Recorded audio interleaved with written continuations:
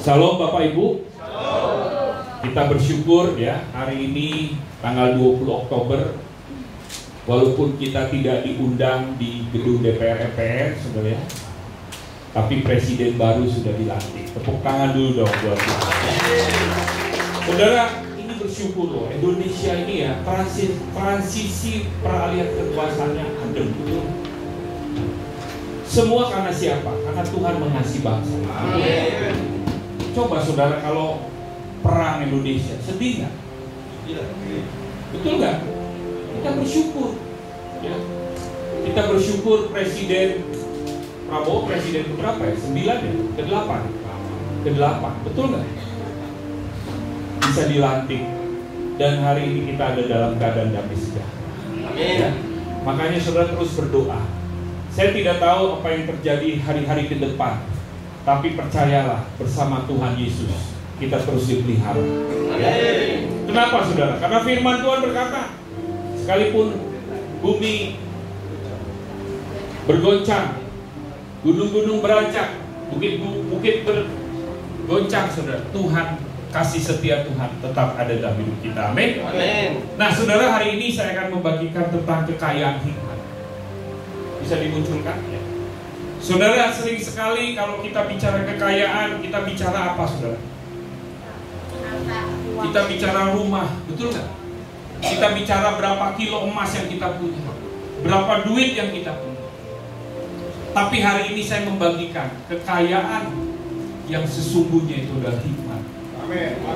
Saya saudara ya, pernah ke Singapura. Negaranya kecil, tapi saudara, ini hebat Singapura. Kalau saudara datang ke Singapura, saudara ya, misalkan sarapan ya, itu kasirnya merangkap yang meracik makanannya, saudara, itu luar biasa hikmatnya ya.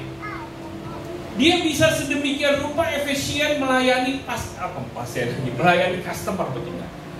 Itu negara kecil, saudara. Tapi semuanya sudah berbahasa Inggris. Coba Cilegon semua, ada nggak semua berbahasa Inggris? Bengong kali gitu, betul? Dan itu kota begitu rapi. Kenapa saudara mereka begitu? Karena mereka ada hikmat. Kalau kita sudah dengar hari-hari terakhir di perang Timur Tengah, Israel, betul nggak? Itu negara kecil, betul nggak? Diserang kanan, kiri, depan, belakang, utara, selatan. Tapi saudara, negara itu tetap ada. Pertama karena Tuhan. Yang kedua, saudara tahu nggak? Karena mereka punya hikmat. Orang Yahudi, saudara, dari sejak kecil, saudara, mereka disuruh belajar kitab suci dari Kejadian sampai Maleakhi. Mereka punya budaya. Ya, budayanya apa, saudara?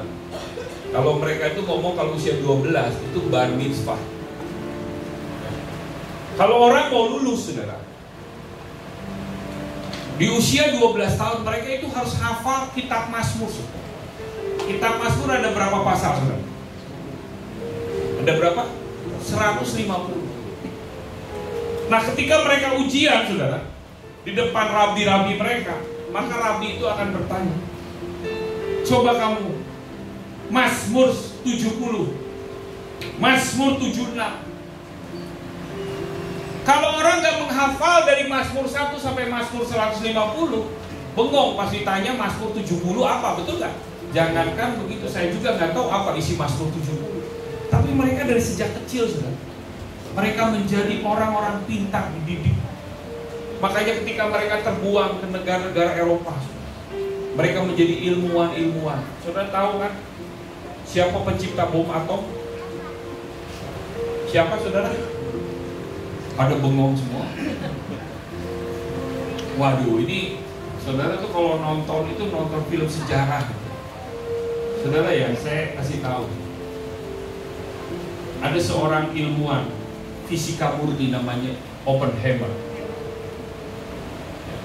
Dia orang Yahudi. Memang sejarah Indonesia mencatat kemerdekaan Indonesia itu karena bambu runcing orang berjuang. Jangan saudara hina, betul?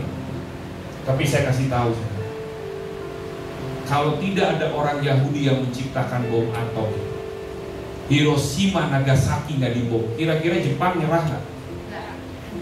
Bisa jadi sampai hari ini kita dijajah, betul kan? Kalau sejarah mencatat, betul kan? Karena bom atom jatuh ke Hiroshima, Nagasaki, Jepang menyerah, maka terjadi kekosongan kekuasaan, betul nggak? Soekarno-Hatta mendeklarasikan proklamasi, betul nggak? Kita merdeka, berdiri negara kesatuan Republik Indonesia. Tapi di belakang itu karena ada orang yang penuh hikmat, Oppenheimer, saudara, maka saudara perang dunia kedua berhenti. Makanya nggak aneh, saudara. Di dalam Yohanes 14 katakan keselamatan itu datang dari bangsa Yahudi. Kita bukan mengagung-agungkan, karena Tuhan kita itu dilahirkan dari orang Yahudi, betul nggak? Nah, kenapa saudara saya ngomong begini? Supaya kita mengerti, saudara, bahwa kekayaan yang sesungguhnya itu adalah kekayaan hikmat dari Tuhan. 3000 tahun yang lalu, seorang dari suku Yehuda, anak Daud, namanya Raja Salomo, dia menulis kitab Amsal, dan dia menjadi orang terpandai di seluruh dunia, orang terkaya. Saya kadang ya kalau membaca kitab Amsal itu kitab Amsal itu hebat sekali, saudara. Bayangkan 3000 tahun yang lalu, tapi sampai hari ini bisa kita pakai, saudara. Makanya saudara ya, kitab suci kita ini luar biasa. Saudara tahu nggak? Kitab suci kita ini dibuat berapa tahun? Regu A, ada bengong ini. Regu B, regu C. Saudara ya, kitab suci kita itu ditulis 1500 tahun dan sudah berumur 3500 tahun. Ada 40 penulis kitab suci kita dari berbagai zaman. Ada kitab Kejadian sampai kitab Ulangan itu penulisnya siapa, saudara? Musa. Itulah kitab yang paling tua, ditulis oleh Musa. Ditulis 1500 tahun sebelum Masehi. Lalu oleh Joshua, oleh Daud, dan yang lain-lain. Jadi saudara, firman Tuhan itu luar biasa. 1500 tahun mereka tulis, dan sampai hari ini saudara, isi tulisan apa yang ada tercetak di Alkitab kita itu tidak berubah. Saudara ya, ada namanya kitab suci. Kalau saudara datang ke Israel itu ya, ada namanya sebutnya naskah Laut Mati. Ditulis saudara, kitab Yesaya. Kitab Yesaya yang ditulis saudara kurang lebih usianya sebelum Yesus, sekitar 300 tahun sebelum Yesus, berarti 2300 tahun sebelum hari ini, saudara, hari ini itu ditulis oleh seorang rabi-rabi Yahudi dan dicocokkan dengan kitab Yesaya yang sekarang itu sama persis. Makanya sudah berbahagialah kita. Karena apa?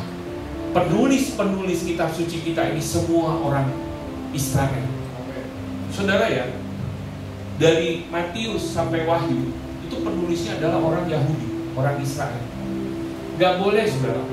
Karena apa? Harus digenapi bahwa penulis kitab suci sesuai dengan kitab Mazmur itu hanya dari kaum Israel. Jadi kalau ada penulis kitab suci yang bukan dari kaum Israel, tidak sah. Saudara ngerti itu. Makanya kitab suci kita, saudara, contoh siapa? Lukas. Lukas adalah seorang Yahudi, walaupun namanya Lukas. Timotius tidak menulis kitab suci karena dia bukan orang Yahudi. Nah, kenapa saudara bangsa ini spesial di hadapan Tuhan? Karena ini bangsa pilihan. Mereka, saudara, dari sejak kecil mereka sudah dipenuhi dengan hikmat. Saudara ya, penemu-penemu di dunia ini, saudara, penemu telepon orang Yahudi. Ya. Siapa lagi, saudara? Google, Facebook, Yahoo, semua saudara orang Yahudi. Kenapa? Karena mereka dari sejak kecil, saudara, sudah belajar tentang perjanjian lama. Makanya Bapak Ibu ya, kalau saudara gereja kita ini kan punya SMA, betul kan? Apa itu SMA? Saudara harus dari sejak kecil aja. Jangan pernah saudara, saya kadang suka heran begini ya Bapak Ibu ya. Teman-teman kita dari agama lain, mereka saudara dari sejak kecil disuruh ngapain? Ngaji, betul nggak? Saya mau tanya, ketika mereka ngaji ngerti nggak? Dan mereka mau bayar harga saudara untuk sesuatu yang tidak dimengerti, betul nggak? Tapi kenapa kita anak Tuhan saudara, orang Kristen, disuruh anaknya membaca Alkitab nggak mau? Makanya saudara, saya tuh kadang suka prihatin dengan pendidikan saat ini saudara. Mudah-mudahan kita berdoa Menteri Pendidikan kita yang baru ini yang bagus. Karena saya tuh prihatin. Sekarang saudara, anak nggak belajar tetap naik kelas. Karena nggak ada ujian, betul nggak? Namanya aja sekolah merdeka. Saya kadang suka, saya tanya ke rekan saya, kamu nggak belajar? Nggak perlu belajar om. Kenapa? Nggak belajar juga naik kelas. Nggak belajar aja lulus. Saudara bayangkan saudara. Sementara saudara kalau kita lihat negara tetangga sebelah, Singapura, China, India, wah, mereka itu benar sungguh-sungguh belajar.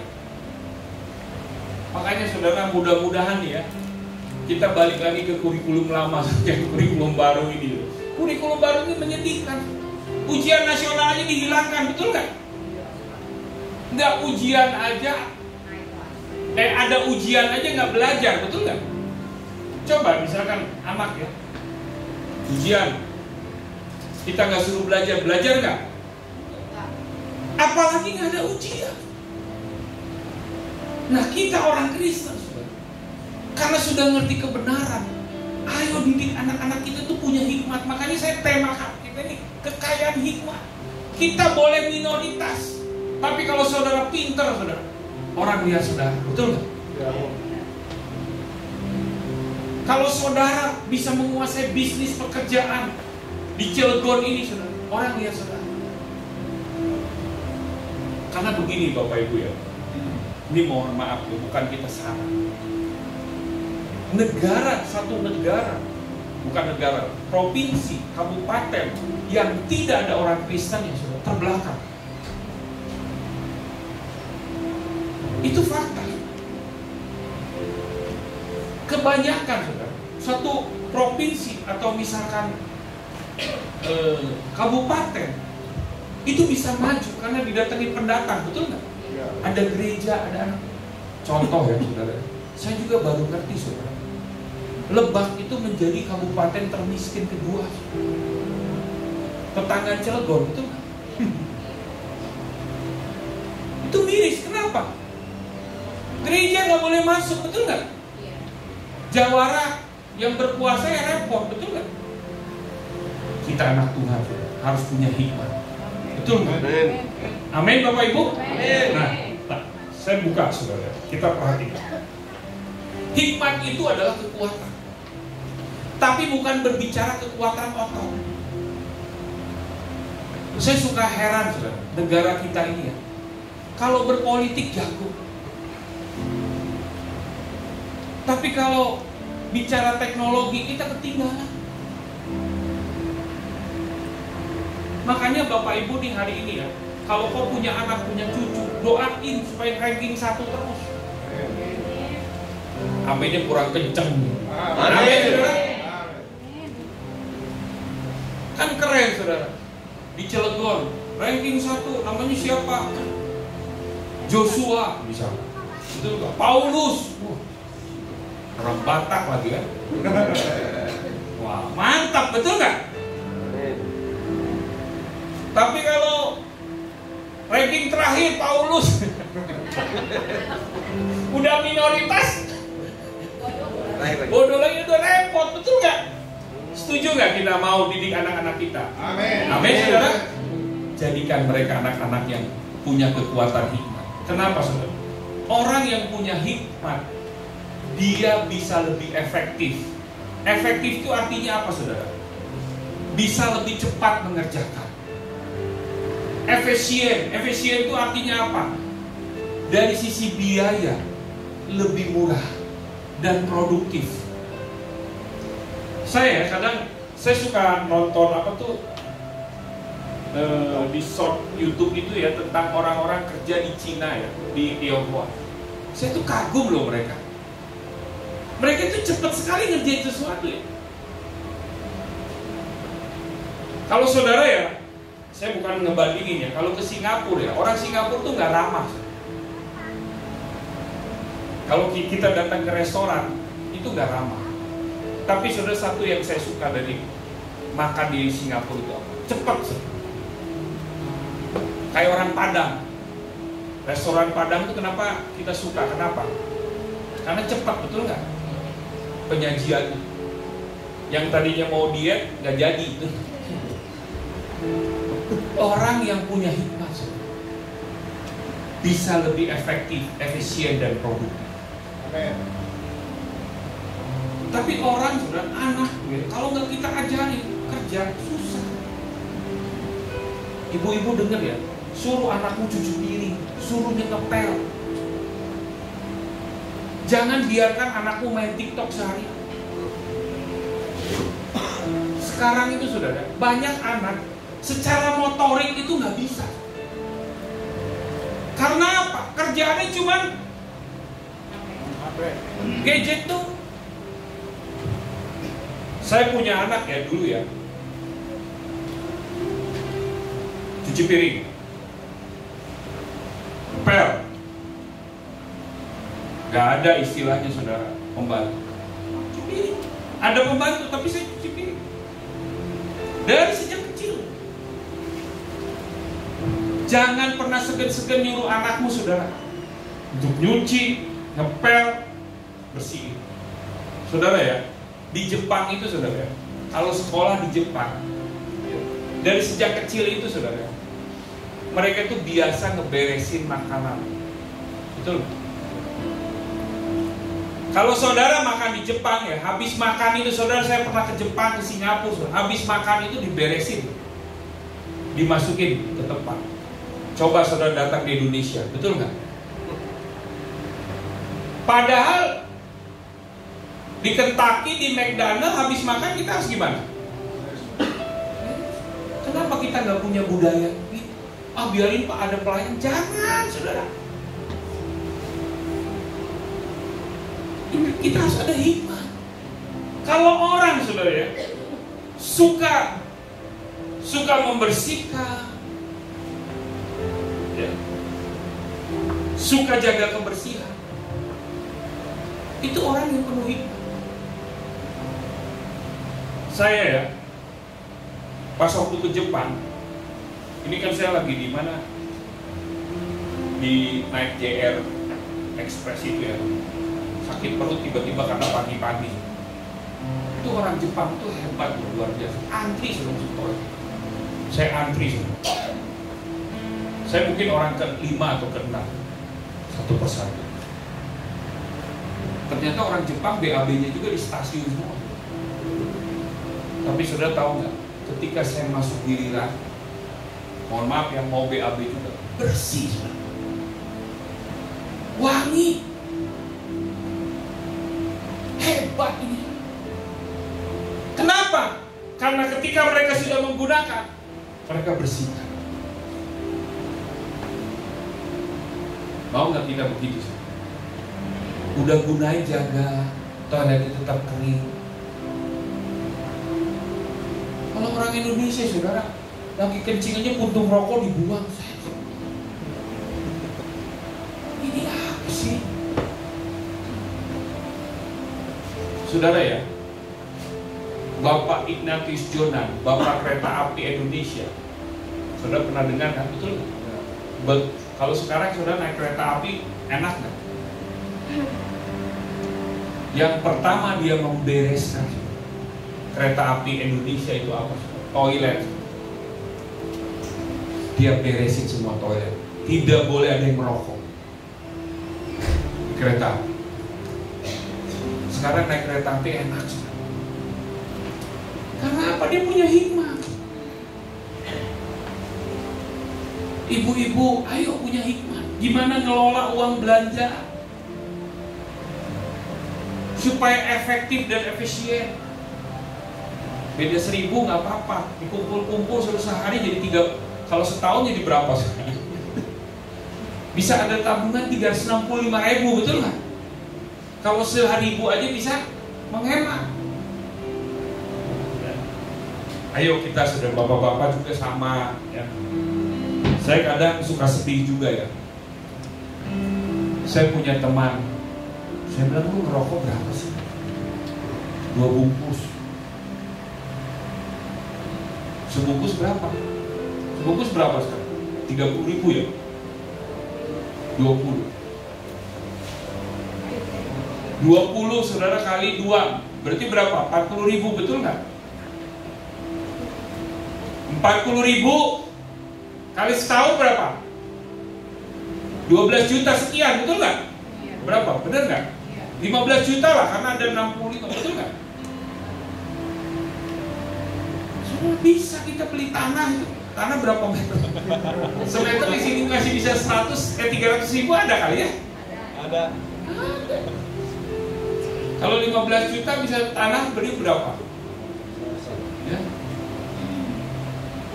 Coba sudah kalau 10 tahun udah jadi tuan tanah, betul nggak?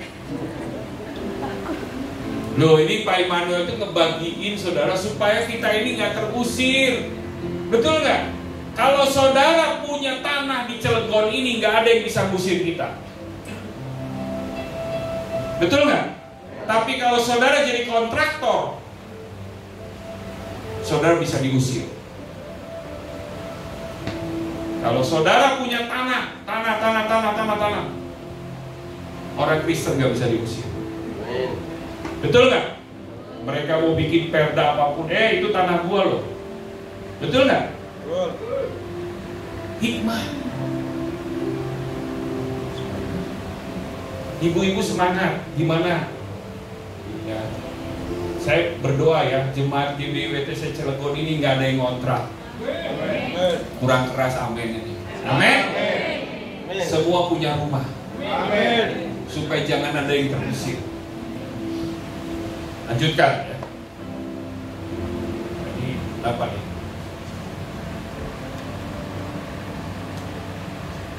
Oke. Kita buka saudara di dalam Amsal 3 ayat. Saya minta saudara membaca dengan suara keras ya. Amsal 3 ayat 13 sampai 18. Saya baca yang ganjil, saudara baca yang genap dan seterusnya ya. Sampai ayat 18. Kita akan buka manfaat dari hikmat. Amsal 3. Berbahagialah orang yang mendapat hikmat, orang yang memperoleh kepandaian. Ayat 14 saudara.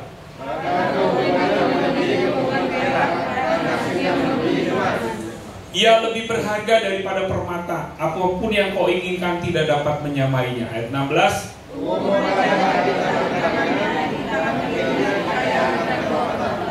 Ayat 17. Jalannya adalah jalan penuh bahagia, segala jalannya sejahtera semata-mata. Ayat 18 sama-sama. Ia menjadi pohon kehidupan bagi orang yang memegangnya. Siapa yang berpegang padanya akan disebut berbahagia. Saudara perhatikan, sering sekali saudara kita ini punya konsep kebahagiaan itu saudara salah. Saya berbahagia kalau saya punya duit banyak. Ingat saudara, kitab suci berkata lain. Orang yang berbahagia itu adalah orang yang mendapatkan hikmah. Jadi saudara, tadi Pak Immanuel sudah berkata bahwa dengan hikmat segala sesuatu itu menjadi efektif, efisien, dan produktif. Betul? Kalau kita pandai, itu saudara kita menjadi lebih berbahagia, lebih mudah. Saya mau tanya saudara, kalau saudara seorang atasan, bos, pilih karyawan mana? Yang pintar, yang pandai, apa yang blow on? Semua orang pilih yang pandai, betul nggak? Kalau saudara orang pinter, punya hikmat, saudara dipilih, hidupmu itu berbahagia, betul nggak? Kalau saya butuh misalkan administrasi, minimum yang saya pilih itu adalah yang pandai ngetik, betul nggak? Tapi kalau ngetiknya patok ayam, tahu patok ayam sebenarnya 11 jari gitu ya. Gimana bisa kepilih, betul nggak? Tapi kalau dia tahu Excel, betul nggak? Dia tahu caranya ngitung-ngitung. Itu hikmah, betul nggak? Dan saudara kalau punya itu, saudara akan berbahagia. Disuruh bos, kamu bisa ini, nggak bisa. Saya jujur saudara ya, banyak teman pengusaha anak Tuhan suka kecewa. Pak, saya ini sebenarnya pengen loh orang Kristen anak Tuhan itu jadi karyawan saya, tapi Pak nggak bisa. Kualifikasinya nggak bisa.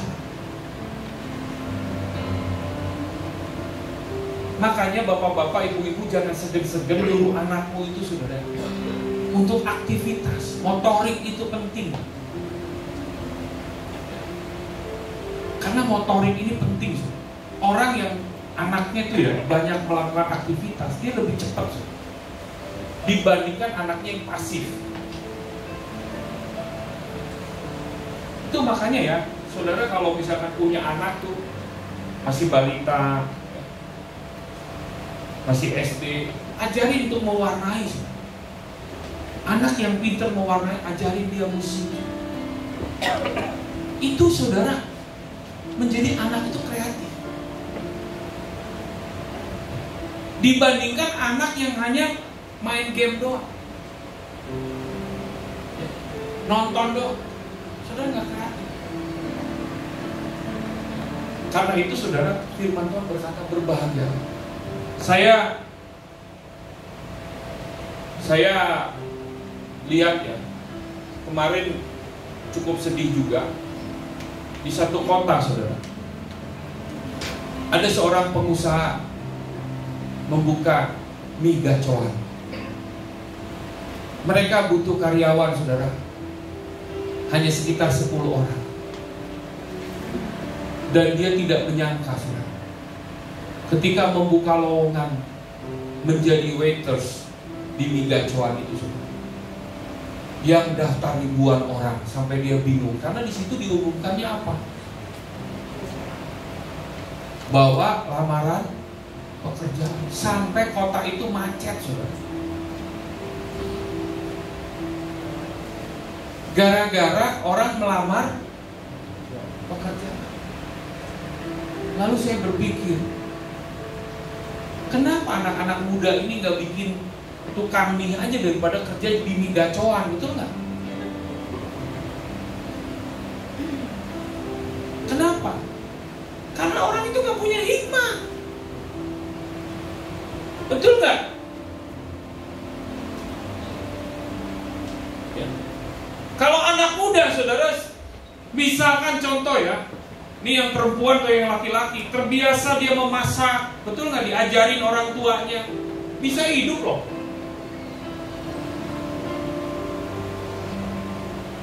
Dia bisa hidup loh. Minimum, saya punya anak rohani saudara, namanya Rianto. Saya bilang, Dian, karena kami kerselnya kan dia kan tinggal di Sydney, jadi kami kerselnya itu pakai Zoom. Dia chef saudara, chef di satu restoran di Australia. Terus saya tanya, Dian, kamu tuh kok bisa terdampar di Australia itu, kenapa kuliah di sana? Enggak om, saya ini tamat SMA om, dikulain papi saya, gak bisa-bisa, otak saya gak nyampe om, tapi saya sukanya masak. Ini saudara, dia nekat, usia 19 tahun saudara, dia pergi ke Australia saudara. Dia jadi tukang masak saudara. Pertama dia cuci piring. Saudara tahu gak gajinya berapa di sana tukang cuci piring? $30 sejam. Jadi kalau kerja 8 jam itu berapa? $240. Sekarang dolar Australia itu saudara 10.000 kurang. Jadi sehari dia dapat 2,4 juta. Jangan-jangan semua pengen ke sono lagi. Lalu dia cerita, ya. Lalu karena saya suka masak, saudara tahu nggak sekarang dia gajinya berapa sejam? $60. Sekarang dia udah PR di sana. Karena punya keahlian. Itu hikmat, sudah betul nggak? Orang yang punya hikmat itu berbahagia. Ini semua pada bengong atau gimana, kagum? Saya rindu, saudara. Ayo, saudara punya anak, ajarin mereka.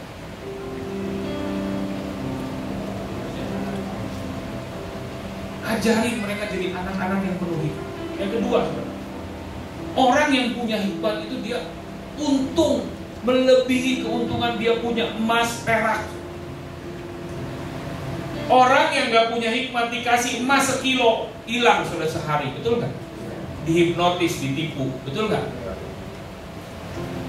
Orang yang punya hikmat, walaupun dia gak punya emas, bisa dapat emas.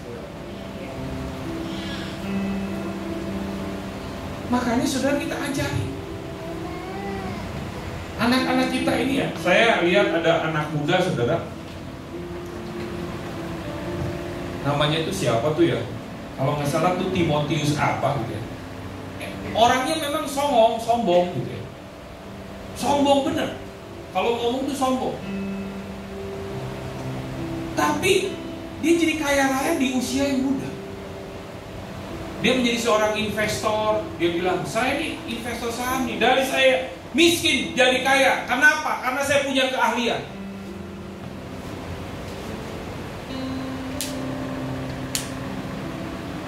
Orang mau ngomong apa tentang saya, dia naik mobil, sudah mobil mewah.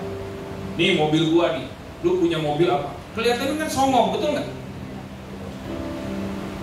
Dia ngomongnya begini, kalau lu mau pengen mobil ini, belajar dari gua. Lu mau belajar, gua mau belajar. Lu mau belajar nggak? Kalau lu kerjanya nonton melulu, tidur melulu, saudara, pas waktu dia ngomong begitu, saya juga nggak suka, dia sombong bener. Tapi saudara, mau ngomong apa? Betul nggak? Kita juga harus belajar. Kan dia cerita, dia kerja keras. Saudara ya, mungkin saudara nggak suka gitu ya. Siapa? YouTuber siapa? Atta Halilintar, Raffi. Ini orang. Tapi saudara tahu nggak? Kalau saya baca kisahnya Atta Halilintar itu, saya kagum juga bagaimana kerja kerasnya. Jadi YouTuber, hidupnya saudara kerja keras sampai sekarang dia kerja. Kalau hari ini dia menjadi YouTuber penghasilan tertinggi di Indonesia, saudara tahu nggak berapa penghasilan dia? 5 miliar sebulan, bukan setahun. Yang kedua itu Deddy Kobuser. Jangan-jangan besok semua jadi YouTuber. Saya punya anak-anak, saudara, kadang suka lucu-lucu juga ya. Kamu ngapain nih? Ya Pak, bisnis saya di TikTok. Ngapain di TikTok? Ternyata dia jualan, saudara. TikTok itu ternyata bisa jualan ya. Laku Pak segini Pak. Nah, cara jualannya gimana, saya bilang? Ini mohon maaf ya, dia juga memang setelah berhasil dia ngomongin, Pak Immanuel gajinya berapa? Dia cerita gitu. Jadi dia itu pinter masak, saudara. Saya itu baru tahu dari dia. Pinter masak, lalu dia masaknya itu di TikTok kan, TikTok live. Betul nggak? Ada yang begitu nggak bisnisnya? Dia masak, lalu, halo ibu-ibu, ini saya masak ini ya, saya gini. Wah, saudara, ada yang ngasih mawar, ada yang ngasih apa, saudara? Bintang, betul nggak? Paus sih paling gede ya, saya dengar ya. Terus dia cerita, Pak, hari ini saya sejam nge-live dapat 500.000. Wah, saya bilang hebat bener. Terus Masaknya gimana? Ya ini buat anak suami saya, Pak.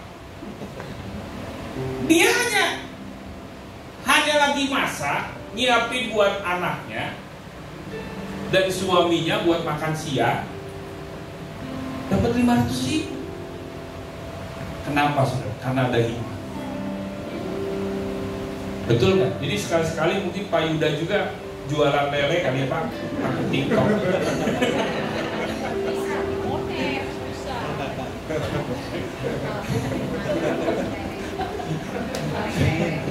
Loh, saudara, saya hanya ngomong, makanya kita itu butuh hikmat, betul nggak? Kita harus belajar. Amin. Hikmat itu lebih berharga dari permata. Tidak ada yang menyamainya. Ya. Saya pernah lihat ada orang, pas waktu saya jalan ke Malang di pelayanan di sono, terus di restoran itu ada pengamen. Dia main gitar, dia nyanyi, suaranya merdu. Terus di depannya ada handphone.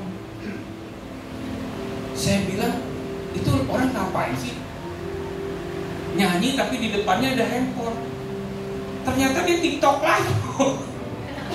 Saya tanya, kamu penghasilannya gede mana dari restoran yang ngasih? Dia cerita, Pak, tau nggak? Saya lebih gede dari TikTok live. Jadi sambil ngamen begitu kan, dia nyanyi, suaranya sih merdu. Saya kasih misalkan saya seceng gitu. Tapi di TikTok live itu ada yang ngasih mawar, ada yang ini. Sepanjang dia tugas, dia ngamen, semua ada beberapa orang ini. Makanya Bapak Ibu ya, saya katakan, kalau kau punya hikmat, itu hidup itu lebih berharga daripada permata. Cara kita mengelola keuangan, cara kita bekerja, kalau kita punya hikmat, itu bisa menghasilkan duit. Makanya hari ini Bapak Ibu belajar. Ya, ntar saya akan sampaikan bagaimana kita itu punya hikmat itu harus seperti apa. Di sini dikatakan tidak ada yang menyamainya. Ya.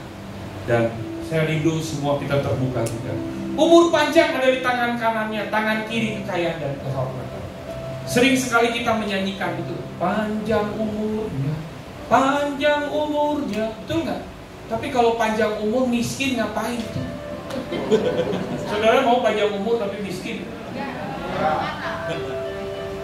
Gak mau, betul nggak?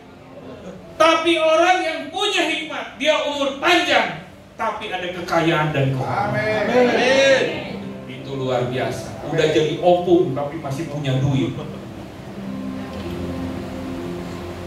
Mau nggak udah jadi opung-opung tapi ngasih duit buat Pak Opung? Mau lah. Walaupun opung-opung tapi kaya, dan ini bisa diperoleh kalau saudara punya hikmat. Amin. Amin, saudara. Amin. Saya punya mami mertua, saudara. Udah 77. Anak saya dua-duanya kerja. Tapi saudara, tiap ketemu dikasih duit sama omahnya. Saya bilang, enggak, karena istri saya kan bukan orang Batak. Sama omahnya, saya bilang, mami, janganlah dikasih. Enak aja, ini kan cucu saya. Duit-duit saya, kata dia. Oh, hebat juga nih mami saya, mami mertua saya. Kasih duit 500 satu orang. Saya bilang ke anak saya, kamu harus ngasih ke oma loh. Omanya nggak mau. Wah, hebat juga nih. Karena dia pengusaha, tuan tanah, sudah punya banyak kontrakan, saudara. Ayo saudara, Bapak Ibu, hikmat. Tidak harus orang tua itu nggak punya duit. Justru semakin tua harusnya duitnya semakin banyak. Betul nggak? Amin. Amin, Bapak Ibu. Gimana caranya engkau punya hikmat? Amin. Jalan yang penuh bahagia dan sejahtera. Ini sudah janji Tuhan. Kalau kau punya hikmat, hidupmu itu berbahagia dan sejahtera. Sejahtera itu artinya berkelimpahan. Selain berbahagia, Kalau berbahagia cara dunia, cara penyanyi dangdut kan beda, betul kan? Biar aku miskin sepiring berdua asal bersamamu. Itu kan lagu dangdut, betul gak? Mana ada bisa bahagia sepiring berdua, betul gak? Tapi saudara, kalau kau punya hikmat, bahagia dan kau sejahtera. Amin. Makanya kejar hikmat. Amin saudara. Amin. Saya rindu ya, saudara ini kan, coba siapa di sini yang asli Cilegon? Ada nggak? Angkat tangan. Lahir, kayaknya Ibu Mini doang ya. Asli Cilegon siapa? Asli Serang Bu Mini ya. Siapa yang asli Serang dan Cilegon? Hanya satu. Ya, dua. Siapa yang dibuang ke Cilegon? Kayaknya semua ya. Saudara ini orang buangan pendatang kan? Musafir. Saya rindu saudara ya. Walaupun engkau pendatang, engkau sejahtera. Amin. Amin saudara. Amin. Saya berdoa saudara semua punya rumah sendiri. Amin. Jangan ada yang ngontrak. Berdoa sama Tuhan. Saya nggak mau ngontrak di Cilegon ini. Amin. Saya harus punya rumah. Karena Tuhan tempatkan saya di sini. Kalau saudara punya rumah, saudara, mau orang demo apapun juga, dia salah. Itu rumah saya. Betul nggak? Saudara, ada seorang ASN di Bekasi, betul nggak? Dia mau bubarin ibadah, betul nggak? Dia yang mau masuk penjara. Si pendetanya itu berkata, ini rumah-rumah saya kok. Ngapain kamu melarang-larang ibadah? Rumah-rumah saya. Nggak bisa ngomong, Pemda Bekasi nggak bisa ngomong, karena udah melanggar, betul. Tapi kalau saudara ngontrak, saudara yang terusir. Makanya berdoa, butuh hikmat, betul nggak? Haleluya. Dan saudara menjadi pohon kehidupan. Bisnismu hidup, nggak mati. Nggak ada bisnis yang mati kalau orang punya hikmat. Hidupmu akan penuh dengan kehidupan. Ya, makanya saudara, ajak anak-anakmu untuk ibadah di gereja. Ajarin mereka. Jangan ada anak narkoba. Aduh, sedih. Tanamkan nilai-nilai kebenaran supaya mereka menjadi pohon kehidupan. Bapak-bapak, jadilah teladan. Imam-imam datang ke gereja. Sebenarnya anak itu tergantung bapaknya loh. Bapaknya ke gereja, pasti dia ke gereja. Betul nggak? Tapi kalau bapaknya malas ke gereja, ya jangan salahkan anaknya juga ya. Nah saudara, kita buka di dalam Yakobus 3 ayat 14-17. Yakobus 3 ayat 14-17. Hikmat yang seperti apa? Yang Tuhan mau itu adalah hikmat ini. Jika kamu benar, ayat 14 ya, saya bacakan dan itu 15 saudara. Jika kamu menaruh perasaan iri hati dan kamu mementingkan diri sendiri, janganlah kamu memegahkan diri dan janganlah berdusta melawan kebenaran. Ayat 15 saudara. Itu bukan hikmat yang datang dari atas, tetapi dari dunia, dari nafsu manusia, dari setan-setan. Sebab di mana ada iri hati dan mementingkan diri sendiri, di situ ada kekacauan dan segala macam perbuatan jahat. Ayat 17, saudara baca dengan semangat ya, jangan malas. 1, 2, 3. Tetapi yang dari atas adalah tanda-tanda begini, selanjutnya dari pertama, penurut, penuh belas kasihan dan buah-buah yang baik, tidak berkhianat, tidak munafik. Dan buah yang terdiri dari kebenaran ditaburkan dalam damai untuk mereka yang mengadakan damai. Saudara perhatikan ayat 17, munculkan ayat 17. Ini hikmat yang bisa membuat tadi saudara itu ya, yang Amsal 3 itu ya. Saudara, hikmat yang pertama adalah murni, tulus. Tidak ada udang di balik rempeyek, bakwan, apa. Yang kedua adalah pendamai. Jangan suka berantem, jangan parbada. Tahu parbada nggak? Kalau orang Batak udah tahu. Suka berantem, suka bertengkar. Jadilah orang yang membawa damai, damai di bumi, damai di sorga. Amin. damai. Matius 5, berbahagialah orang yang membawa damai, karena ia akan disebut anak-anak Allah. Damai. Tapi jangan, kalau saudara melanggar lalu lintas langsung ngomong ke polisi, Pak, damai, Pak, damai. Tadi saya mau ngomong begitu, ada ibu polisi di belakang, gak enak. Tadi ibadah pertama ya. Jadi saudara, jadi juru damai. Amin. Ya. Yang kedua, harus ramah. Anak Tuhan mukanya jangan garang, jangan asam. Yang ada garang asam, betul kan? Itu makanan. Ramah. Ya. Belajar sudah menjadi pribadi yang menyenangkan. Amin, Bapak Ibu. Yang kedua, penurut. Mau taat, suruh ibadah, datang ibadah. Disuruh keresel, mau. Penuh belas kasihan, gak pedit, gak melit, gak kikir. Gampang terenyuh, gampang mengampuni. Ya, gampang mengampuni. Berikutnya apa? Gak memihak, gak munafik. Saudara ya, kalau orang gak memihak itu mengecewakan banyak orang, betul nggak? Contohnya apa? Wasit dari mana itu? Pas waktu Indonesia lawan Bahrain, betul nggak? Dikutukin semua Indonesia, betul nggak?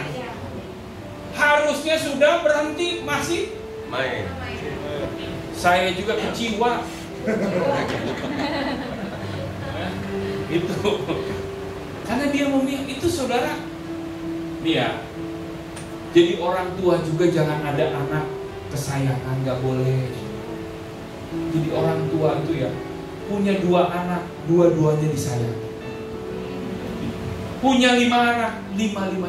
Saya kadang ya,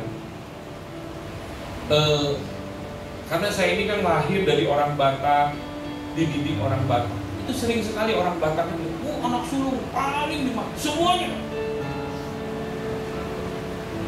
Kasihan yang di bawahnya. Ingat sudah, 5 anak semuanya harus adil, tidak memihak, supaya tidak ada yang terluka. 4 anak semuanya harus adil. Tidak ada yang nomor 1, semuanya sama. Amin, saudara. Amin.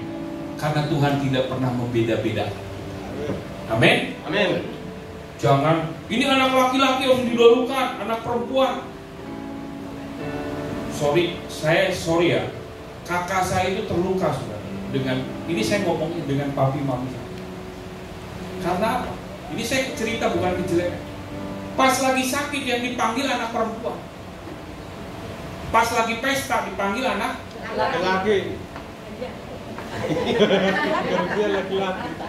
Saya bilang ke mami saya dulu ya, sebelum mami nggak boru. Walaupun dia boru, tapi dia tetap anak mami. Amin. Amin. Ini karena kebetulan banyak halakitan. Orang Chinese juga begitu ya Pak Yuda ya. Untuk Pak Yuda anaknya 3 cewek. Jadi ya, jangan begitu. Jadi ya udah. Jangan saudara ya. Semua anak itu jangan melukai anakmu. Mau dia perempuan, mau dia laki-laki, itu anak kesayangan. Amin. Jangan anak laki, ini anak kesayangan. Anak boru, oh itu mantan kamu diambil orang. Enak aja sih bilang gitu. Pikiran apa itu? Nggak ada. Jangan memihak, betul? Gak munafik. Muka Nabi pikiran kotor. Itu munafik ya. Kita lanjutkan. Selanjutnya tolong, saudara, kalau engkau kurang, di ayat 14 ya. Jika kamu menaruh perasaan iri hati dan mementingkan diri sendiri, kamu itu hikmat dari setan. Itu dari dunia. Jadi saudara harus singkirkan hal yang itu ya. Lalu yang terakhir saudara, di dalam Yakobus 1. Sering sekali saudara ada orang berkata, Pak, saya ini gak berhasil. Saya kasih tahu, karena engkau tidak karena engkau tidak punya hikmat. Yakobus 1 ayat 5 munculkan. Ya. Kita baca sama-sama Yakobus 1 ayat 5. Tolong dimunculkan. 1, 2, 3. Tetapi apabila di antara kamu ada yang kekurangan hikmat, hendaklah yang meminta kepada Allah, yang memberikan kepada semua orang dengan murah hati dan dengan tidak membangkit-bangkit, maka hal itu akan diberikan. Saudara percayalah, kalau engkau mungkin hari ini lagi turun, lagi down, artinya saudara kurang hikmat. Minta kepada Tuhan dan Dia akan memberikan kepadamu. Minta dengan iman. Ya. Kalau saudara misalkan buka bisnis, buka usaha, Tuhan, saya ingin usaha ini sukses, berhasil. Minta hikmat supaya Tuhan memberikan hikmat kepadamu. Amin, Bapak Ibu.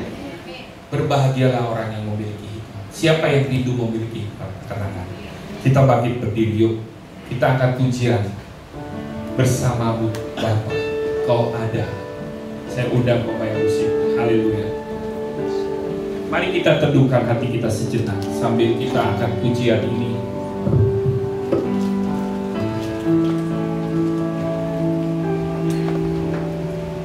Engkau ada bersamaku di setiap musim hidupku, tak pernah Kau biarkan ku sendiri. Haleluya. Kekuatan di jiwaku adalah bersamamu, tak pernah ku ragukan kasih-Mu. Angkat tanganmu, katakan bersamamu Bapa.